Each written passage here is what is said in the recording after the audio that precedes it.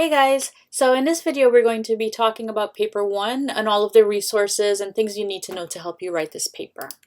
So our agenda for this video is we will be talking about writing a synthesis by first discussing what it is, some goals of your synthesis and some tips to keep in mind, and we'll also be looking at a sample synthesis.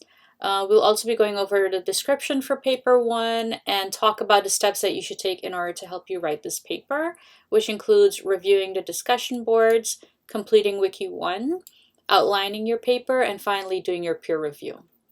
So what is a synthesis? This definition was taken from Purdue OWL, and we can read it together. When you look for areas where your sources agree or disagree and try to draw broader conclusions about your topic based on what your sources say, you are engaging in a synthesis. Writing a research paper usually requires synthesizing the available sources in order to provide new insight or a different perspective into your particular topic, as opposed to simply restating what each individual source says about your research topic.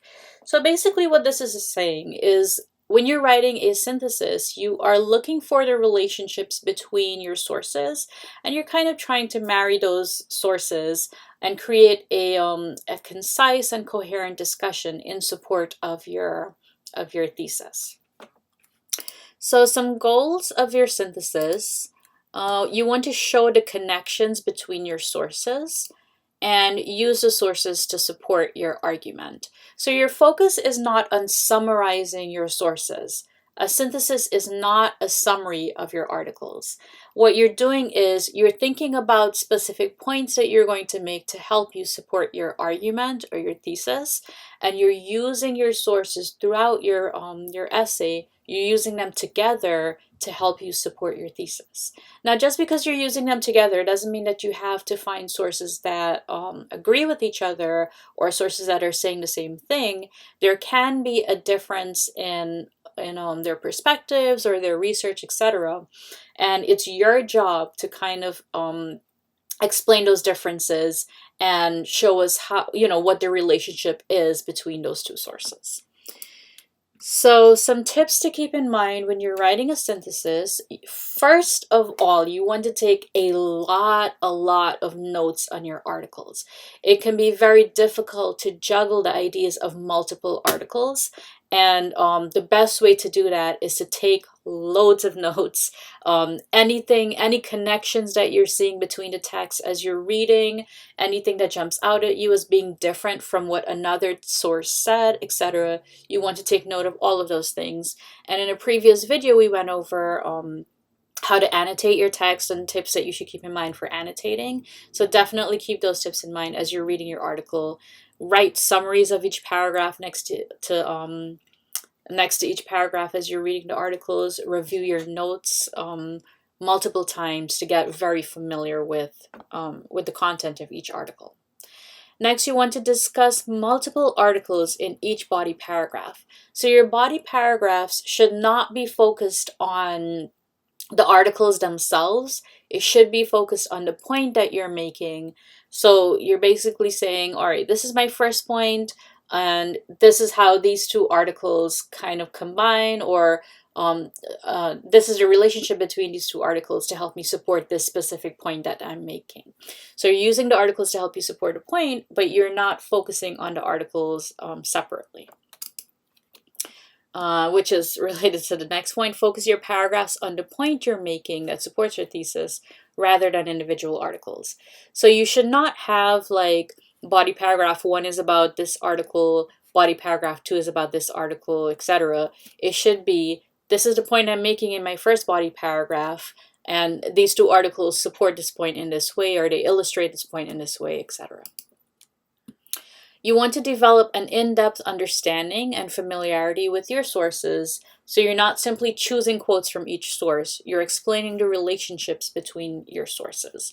So you are not you're not trying to just pull random quotes from the text, or say, you're not trying to say, all right, this is a quote from this text, this is another quote from this other text. These are two quotes that seem to be saying the same thing.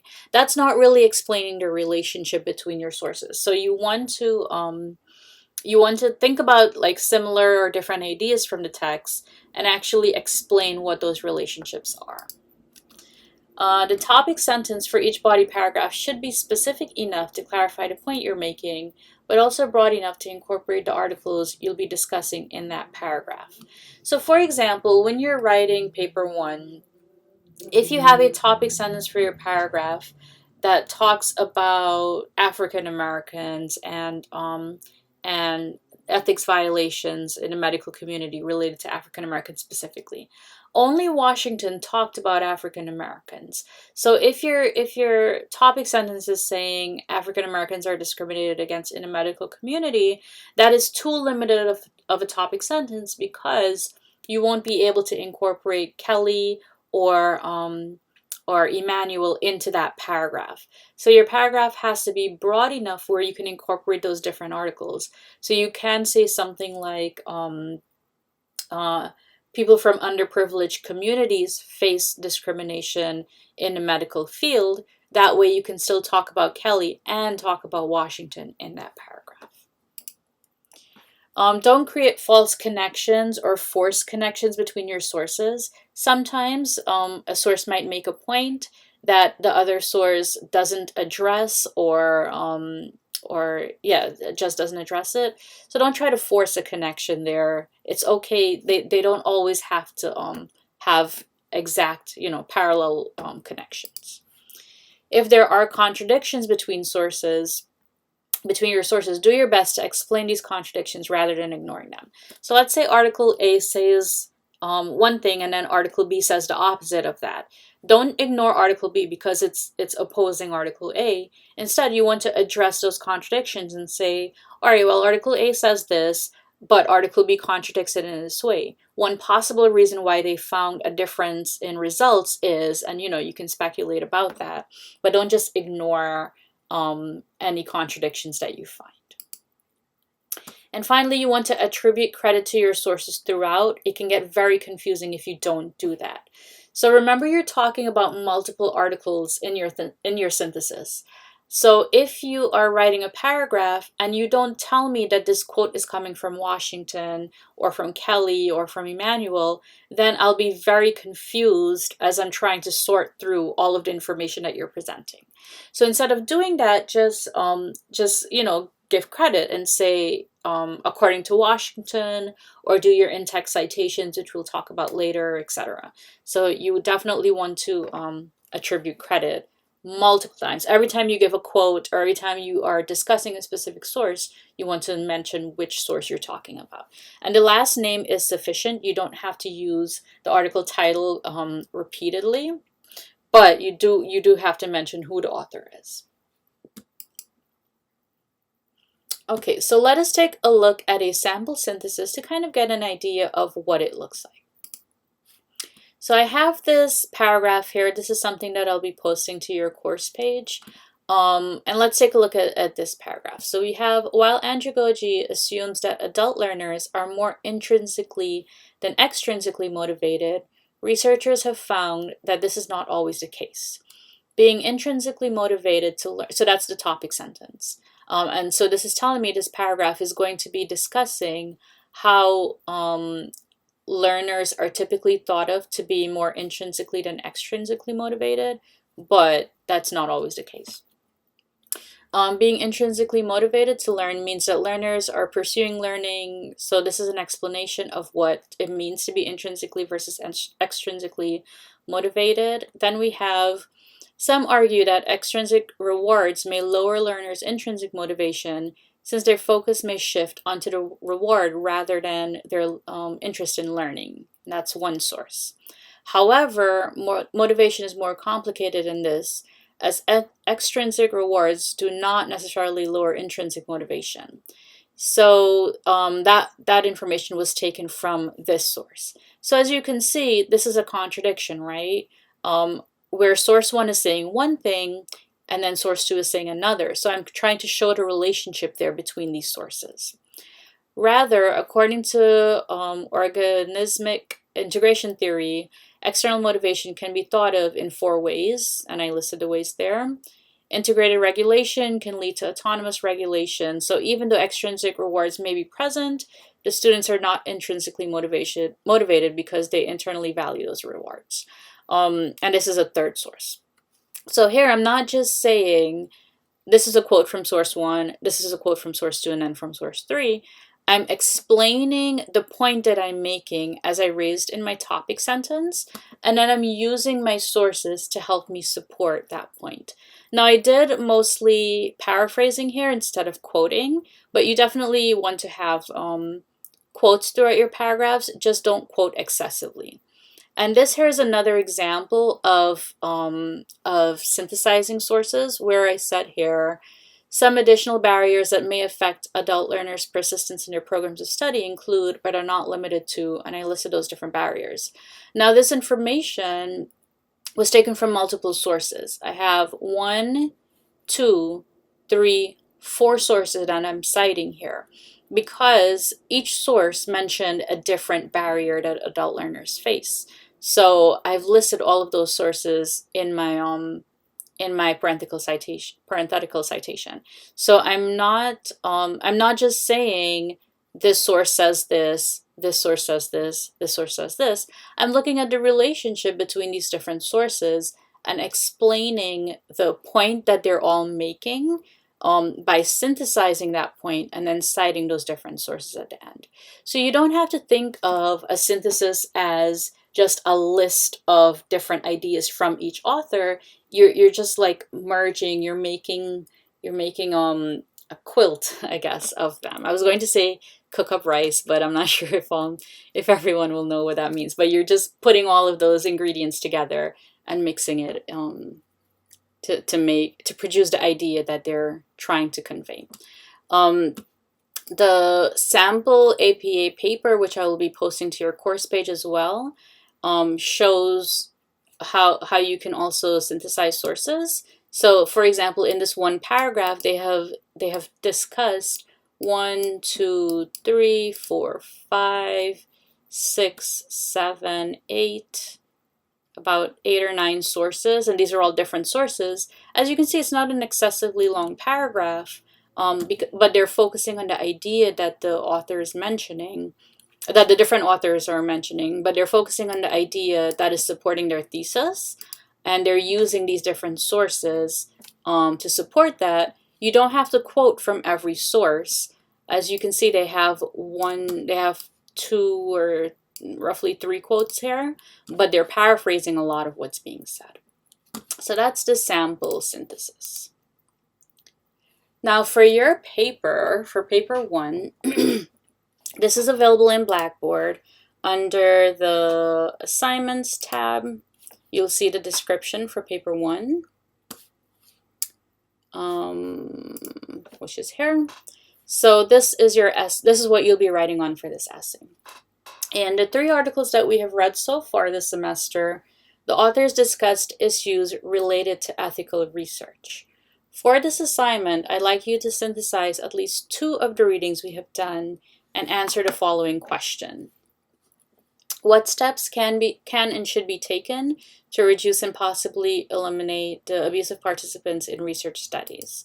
So in order to develop your answer to this question, please use evidence please quote from at least 2 of the articles we've read.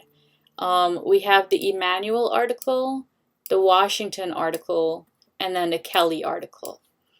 So you can talk about Emanuel and Washington. By the way, both Harriet Washington and Stephanie Kelly are female. I sometimes have students refer to them saying he, but they're both female.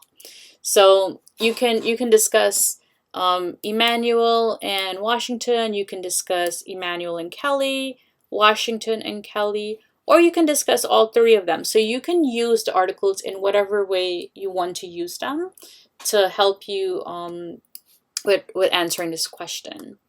So each body paragraph should have roughly 2 quotes, but do not quote excessively. So it should not be, your body paragraph should not be a whole list of quotes. You should have about 2. I think if you're going over 2, it might be a little excessive. And if you don't have any quotes, then you're not using your evidence enough. So you want to have at least, or about 2 quotes in there. It should be clear in your discussion how your evidence supports your thesis. No outside sources will be accepted. So I'm not asking you to do any further research. You're basing this essay on the 3 articles that I have assigned. So this paper will include standard elements of an essay. We have an introduction, body paragraphs, and a conclusion. If you are not familiar with how to structure an essay, or if you want a review of that, if you need a little extra help, I will be posting my lecture video on essay formatting, in which I talk about how to structure your introduction, and then your body paragraphs, your thesis, your topic sentence, etc. So I'll be posting that, as well as my video on thesis statements, in case you need a review of that. Sorry. Okay. For this particular assignment, the introduction should include an opening statement and a brief discussion of how your sources relate to each other and to your thesis, either through brief summaries or an identification of shared themes or arguments. Your thesis should be the last sentence of the paragraph. So for this paper, we're focusing on the articles, so we're going to kind of summarize the major themes of that article in our introduction, of whatever articles you're choosing. For the body section, each paragraph should begin with a topic sentence that states what the paragraph's main idea is, and includes supporting evidence and analysis of that evidence that supports your thesis. Each body paragraph should discuss multiple readings and ensure you review the lecture video and essay format and thesis statements for guidance on these ideas, as well as complete all assigned readings. Each body paragraph should be roughly 6 to 10 sentences. Your conclusion should explain what the authors collectively proved about their shared topic. So other requirements, I'm looking for a clear thesis at the end of your introduction. I'm looking for your introduction and your conclusion, well-developed paragraphs with concrete and realistic supporting evidence supporting your thesis, clear organization. We will talk about APA formatting, but I'm looking for a cover page, in-text citations. And try to avoid contractions. So instead of writing can't, isn't, etc., write cannot, is not. So spell things out. When you're writing an academic essay, you should not have contractions. And avoid a passive voice. So don't say like he has had, or they have had, etc. Write more actively. And this should be by the way, you should be using the past tense in APA format. And this should be 3 to 5 pages, a minimum of 3 full pages of text. So 3 to 5 pages does not mean 2.5 pages, it means 3 full pages. Double space, Times New Roman, size 12 font. Okay. And so some steps to completing this paper.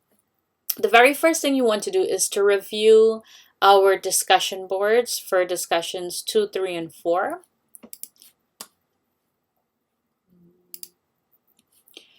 So discussion board 2 was about Kelly, 3 was about Washington, and 4 is going to be about Emmanuel.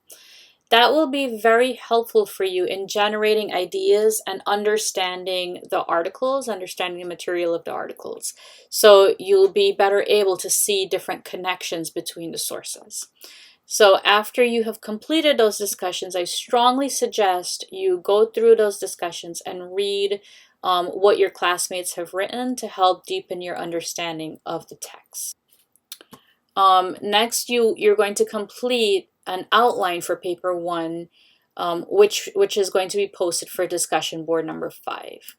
So if we look at DB5, I've asked you to create an outline for your paper, and I have a sample outline here. So if you look at the sample outline, what I've done is I have listed a thesis at the top of my page, and then I listed what my first point is going to be, and I explain that point. And then I can go ahead and give more details, which includes Washington and Kelly, and whatever relationship it is that I'm showing. So basically what I'm doing is I'm listing a thesis, and I'm listing out the points for my paragraphs and explaining those points, and I'm listing out my supporting evidence. So when I'm ready to write my paper, I just need to use my outline to help guide me in writing this paper instead of having all of the ideas swimming around in my head and, forgetting what I meant to write, etc. So that's what you will be posting to this discussion, is your working thesis and the points that you plan on discussing for at least 2 body paragraphs. If you want to, post all of them, that's totally fine. And try your best to create topic sentences for each of the point.